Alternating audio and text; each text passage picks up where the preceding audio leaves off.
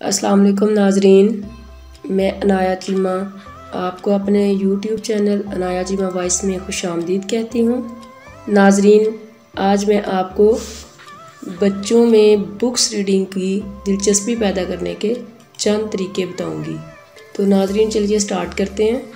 अक्सर वालिदैन चाहते हैं कि इनके बच्चे किताबों में दिलचस्पी पैदा करें, लेकिन इस आदत को बच्चों में कैसे पैदा करें।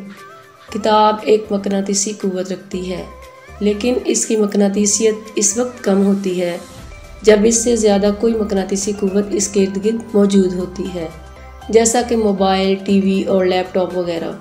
बच्चों के लिए बहुत मुश्किल होता है इस स्क्रीन से तवज्जो हटाना, तो इसके लिए ज़रूरी है कि वालिदैन घर में एक छोटी सी लाइब्रेरी बना लें, जिसमें तमाम घर के अफराद की उम्र के हिसाब से किताबें मौजूद हों और जहाँ पर टीवी, लैपटॉप वगैरह मौजूद ना हो। और इसके बाद वालिदैन अपने अंदर ये आदत पैदा करें, ख़ास तौर पर जब बच्चे छोटे होते हैं तो वो अपने वालिदैन को रोल मॉडल मानते हुए इनके हर काम की पैरवी करते हैं।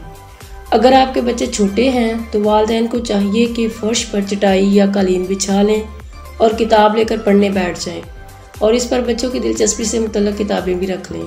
बच्चा जब आपके पास आएगा तो इसको अपनी पसंद की किताब नज़र आएगी तो वो इसको उठा के देखना शुरू कर देगा। बच्चा फितरी तौर पर तजस्सुस मौजूद होता है। इसको इस वक्त इस किताब को सिर्फ देखने दें, इसको पढ़ाने की कोशिश ना करें।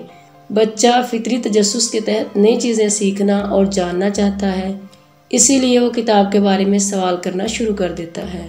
बच्चे के लिए किताब और खिलौने में कोई फ़र्क नहीं होता।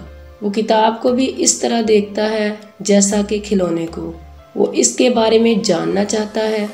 अक्सर वालिदैन बच्चे को एक किताब शुरू करा देते हैं और इससे इस बारे में सवाल जवाब करते हैं, जिससे बच्चे की किताब में दिलचस्पी कम होना शुरू हो जाती है।